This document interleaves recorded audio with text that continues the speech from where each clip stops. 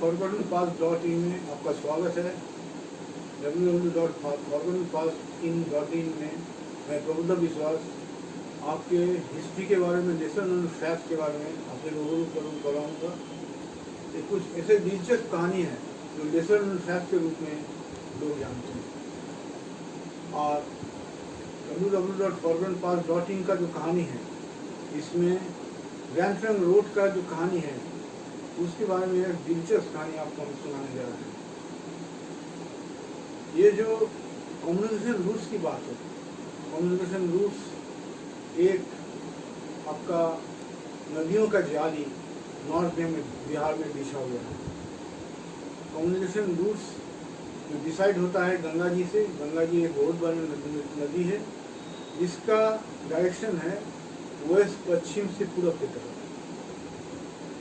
और बिहार में northern Ganges root बहुत ही पॉपुलर है टूर्को अफगान पीरियड में।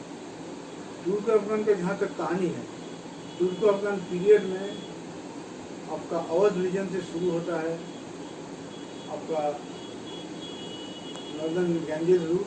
अवध रीजन से शुरू होकर के पूरब की तरफ गंडक नदी आने के बाद या वेस्ट चंपारण सीतामढ़ी पार करने के बाद दरभंगा मधुबनी होकर के उत्तर के दिशा में जाते हुए उत्तर की तरफ बढ़ जाते हैं, कोसी नदी छोड़ते हुए, और वहाँ पर नॉर्थ बंगाल में जाते हैं और उत्तर से लखनऊ की तरफ बढ़ते हैं। लखनऊ हुआ बंगाल की राजधानी, लखनऊ की तरफ बढ़ते हैं। बाद में टूर्को अफगान पीरियड का कहानी जो है वह और पॉपुलर होता है। टूर्को अफगान पीरियड में वह आपका फिरोज शाह तुगलक जो 14th से 13th सेंचुरी में जौनपुर शहर को पॉपुलर करते हैं।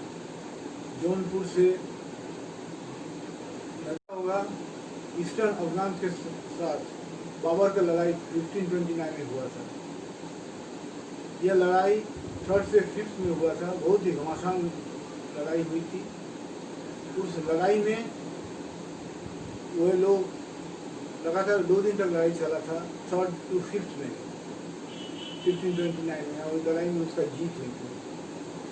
ये जो लड़ाई है, यदि हम देखते हैं बिहार के मैप को देखते हैं, उसमें हम क्या देखते हैं? हम देखते हैं कि नदी होते हुए यह घग्गर से पार करके माझी की तरफ बढ़ता है, और यह नदी जो है, यह नदी सीधा जाता है कहाँ तक? यह जाता है वह जाता है गंगा किनारे, गंगा से उत्तर में बढ़ता है, जो नॉर्दर्न गैंजेस रूट के रूप में हम जानते हैं। लेकिन बेगूसराय के बाद यदि खगड़ी की तरफ पहुँचते हैं तो एक कॉन्सेप्ट है वाटरी बैरियर के रूप में। वाटरी बैरियर का मतलब है, आप लोग जानते होंगे नॉर्थ नेशनल हाईवे नंबर 31 का। नेशनल हाईवे में बेगूसराय होते हुए जो नेशनल हाईवे आगे बढ़ता है, NH31 के नाम से विख्यात है। NH31 का खगड़िया तक जाते जाते एक पानी का विशाल भंडार, पानी का एक समुद्र पड़ जाता है। यही कारण है northern Ganges route time to time dismantle हो गया था, खत्म हो गया था, और फिर कभी कभी रिवाइव हुआ था। बाबर के पीरियड में नॉर्दर्न गैंजेस रूट कुछ दिन तक चला, कुछ दिन तक खत्म रहा। और आपके हुमायूं के पीरियड में जब गौर से लौट रहे थे 1538 में आपका हुमायूं जा रहे थे नॉर्दर्न गैंजेस रूट होते हुए, उसको वाटरी बैरियर मिला था। नॉर्दर्न गैंजेस रूट होते हुए वाटरी बैरियर से वो मुंगेर के पास दक्षिण की तरफ बढ़ा था, और मुंगेर होते हुए पटना की तरफ आए थे। बाद में 1538 में उसने फेस करता है बैटल ऑफ चौसा में, जिसको उसके हार होती है। ये जो कहानी है, ये कहानी आपके सामने हम रख रहे हैं, लेकिन इसके साथ अभी तक आया नहीं है आपका ग्रैंड ट्रंक रोड की कहानी। ग्रैंड ट्रंक रोड की कहानी जहाँ तक बात है, 1763 की कहानी। 1763 में उस समय तक अंग्रेज 1757 से 65 के तरफ बिहार में अपना फौज को लगाता है। जिसमें यदि हम अंग्रेज को देखते हैं तो मैरीटाइम पावर के रूप में हम जानते हैं। वह कलकत्ता पर आए थे भारत महासागर से और अपना लड़ाई के बदौलत अपना जीत को हासिल किया था और पूरब से पश्चिम के तरफ बढ़े थे। उस समय अंग्रेजों का जो मूवमेंट हुआ था, एडवांसमेंट हुआ था, वो पूरब से पश्चिम के तरफ, और पूरब से पश्चिम के तरफ जाते हुए उसने एक लड़ाई किया था। 1763 की बात है। 1763 में इसका मूवमेंट होता है। जब 1763 में घमासान में लड़ाई चल रहा है मीर कासिम के टीम के साथ, लड़ाई चल रहा है और मीर कासिम धीरे धीरे पीछे हट रहा है। मीर कासिम को लगातार लड़ाई में हार होते होते जाती है। हार करके मुंगेर फोर्ट में उसका बहुत खराब से हार हुई और मुंगेर से बढ़ते हुए जब पता चला कि मीर कासिम वो आगे की तरफ बढ़ रहा है तो 1763 में बर्धमान से आपके अंग्रेज लोग एक जंगल रूट से, झारखंड से के भीतर से वो भेजता है, एक आर्मी को भेजता है। जंगल रूट होते हुए वह उसका दिशा निर्देश था कि आपका जो ये है फोर्ट की बात, जहाँ तक बात है उस फोर्ट में उसको जीतने की बात है, लेकिन वह पहुँच नहीं पाता है और पहुँच नहीं पाने के चलते 1763 में झारखंड रूट को कर नहीं पाते हैं। तो जब कलकत्ता का फॉर्मेशन हुआ तो अंग्रेज लोगों का पूरी जीत हो गई 1757 से 1768 के बीच में। लेकिन उस समय तक कॉन्सोलिडेटेड पावर नहीं था अंग्रेज लोग, वो लगातार लड़ाई लड़ते गए, अपना जीत को बरकरार रखे। 1757-1765 में वह 1763 की जहाँ तक बात है उसने उसको लड़ाई को जीता और जीतते हुए वह इस चीज़ को बरकरार रखा ताकि वह इस जीत को हासिल कर सके। तो 1763 में ये अपना कॉन्टिजेंट को भेजा था। तो अंग्रेज लोग ने सोचा क्या था? अंग्रेज लोग सोचा था कलकत्ता से एक चुनार फोर्ट की तरफ एक शॉर्टकट रास्ता बनाएंगे। ग्रैंड ट्रंक रोड का कॉन्सेप्ट नहीं पड़ा था। ग्रैंड ट्रंक रोड क्या है? ग्रैंड ट्रंक रोड है एक शॉर्टकट लगाने का, शॉर्टकट है, यानी कलकत्ता से ग्रैंड ट्रंक रोड बना करके उसको चुनार के साथ जोड़ा जाएगा। तो इसका शुरुआत हो जाता है 1785 में। तो ग्रैंड ट्रंक रोड के पहले थर्ड न्यू रोड है, फर्स्ट मिलिट्री रोड के नाम में जाना जाता है new military road. New military road का कॉन्सेप्ट आता है 1785 से लेकर के 1532 के बीच में, करीब 45 साल तक न्यू मिलिट्री रोड चला। न्यू मिलिट्री रोड जो बना आपका वह कलकत्ता से होते हुए कलकत्ता हावड़ा से दक्षिण होते हुए ये विष्णुपुर तक जाता है। विष्णुपुर से आसनसोल के दक्षिण में जगह का नाम है रघुनाथपुर। रघुनाथपुर से दक्षिण होते हुए ये मुख पड़ता है। रघुनाथपुर से जा करके जाके शेरघाटी में गिर जाता है।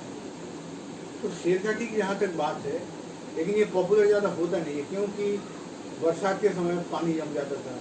आर्मी का जो मूवमेंट होता था तो बर्धमान तक आते थे, बर्धमान होते हुए विष्णुपुर से फिर न्यू मिलिट्री रोड को पकड़ लेता था और न्यू मिलिट्री रोड को साथ मूव करते थे। इसलिए 45 साल तक न्यू मिलिट्री रोड का मूवमेंट रहा।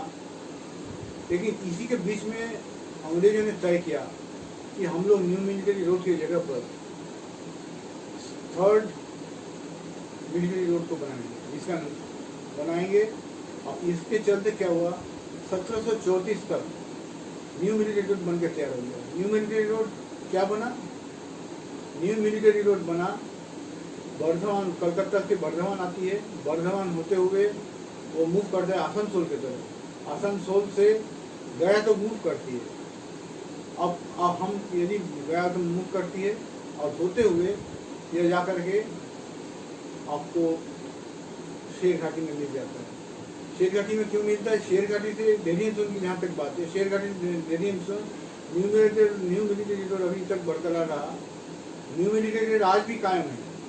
न्यू मिलिट्री रोड का जो एक पहलू है, न्यू मिलिट्री रोड का जो दिशा है, रास्ता है, वो आज भी है न्यू मिलिट्री रोड के रूप में।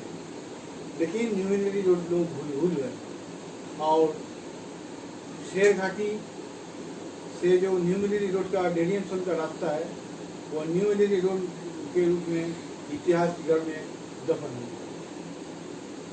शेरघाटी और डेरियनसोन ये जो रोड है, यानी आसनसोल से लेकर के बर्धमान, आसनसोल से लेकर के जो रोड है, ये रोड आज ग्रैंड ट्रंक रोड के रूप में विख्यात है। अब सवाल उठता है, बहुत दिलचस्प सवाल उठता है, क्या शेरशाह के समय, शेरशाह बहुत ही सोचने वाला आदमी थे, सोच के आदमी थे, बहुत ही विजनरी थे। शेरशाह जब बनाए थे अपने बादशाही सड़क को विजुअलाइज किए थे, तो उसमें वह उसका एक मिलिट्री डिपार्टमेंट था। मिलिट्री डिपार्टमेंट में उसने उसको कायम रखने के लिए किस तरह से रोड चलेगा, किस तरह से ग्रैंड रोड चलेगा, उसको हम कैसे बनाएंगे। तो रोड का नाम था ग्रैंड ट्रंक रोड और बादशाही सड़क के नाम पर। लेकिन दिलचस्प बात यही है कि शेरशाह के समय तो आपका बादशाही सड़क कहाँ से था? शेरशाह के समय बादशाही सड़क था, वह हम उसको कहते हैं शेरगढ़ के नाम से। शेरगढ़ कहाँ है? नॉर्थ वेस्टर्न फ्रंटियर प्रोविंस में। शेरगढ़, आगरा यदि सेंटर है, आगरा यदि राजधानी है था हिंदुस्तान का शेरशाह के समय, हालांकि कालिंगर में उसका ध्यान हो जाता है लड़ाई के क्रम में, बहुत ही कम समय तक जिंदा रहा उसमें। लेकिन वो विजन उसका था कि उसने विजुअलाइज किया था ग्रैंड ट्रंक रोड होते हुए या बादशाही सड़क को टच करेंगे। लेकिन दिलचस्प बात यह है, बादशाही सड़क जो गुजरता है आगरा होते हुए, लैंड रूट होते हुए, बनारस होते हुए, और खास करके बनारस से लेकर के मोहसराय होते हुए वो सासाराम की तरफ आती है, और साउदर्न गंजेस रोड होते हुए सासाराम से दाऊदनगर से वह पटना आती है, अरवल होते हुए दाऊदनगर से पटना आती है। उसके बाद वो मूव करता है साउदर्न गंजेस रोड होते हुए और वह मूव करता है राजमहल के तरफ। लेकिन दिलचस्प बात यह है कि क्या शेरशाह के समय ग्रैंड ट्रंक रोड का कलकत्ता से मिलता था? यही सबसे दिलचस्प बात है। शेरशाह के समय कलकत्ता का जन्म नहीं हुआ था। कलकत्ता जन्म हुआ था जब चाणक्य के हाथ से हुआ था। जब चाणक्य के हाथ से 17वीं सेंचुरी में वो थे पटना फोर्ट के चार्ज में थे, बाद में उसका ट्रांसफर होता है। जब चाणक्य जो फाउंडर है कलकत्ता का, उसको ट्रांसफर किया था, कलकत्ता का शहर वहीं पर बना था, जो कोलिका का सुल्तानती और कलकत्ता सुल्तानती गोविंदपुर के नाम से जाना जाता है। 3 गाँव को लेकर के कलकत्ता का जन्म हुआ था। कलकत्ता का कोई नामो निशान नहीं था। इसलिए जो बादशाही सड़क शाह आरा और जो हम देखते हैं ग्रैंड ट्रंक रोड की कहानी, उसी ग्रैंड ट्रंक रोड का जन्म नहीं हुआ था। उसने बनाया था शेरगढ़ से, उसको बनाया था ढाका तक, सोनारगांव। तो आज भी देख लीजिएगा मैप में सोनारगांव के मेंशन है, कलकत्ता का कोई मेंशन नहीं था। तो इसी के साथ हम ग्रैंड ट्रंक रोड का दिलचस्प कहानी यहीं समाप्त करते हैं। अगला बार forwardpass.in में आपका स्वागत है। फिर एक हफ्ता के बाद फिर एक छोटा सा दिलचस्प कहानी लेकर आपके साथ हाजिर होंगे। तब के लिए www.forwardpass.in देखते रहिएगा। उसके साथ know and love your heritage campaign जो चल रहा है उसका आनंद उठाइएगा। इसके साथ आज हम समाप्त करते हैं। फिर मिलेंगे एक हफ्ता बाद www.forwardpass.in में। एक हफ्ता के लिए नमस्कार।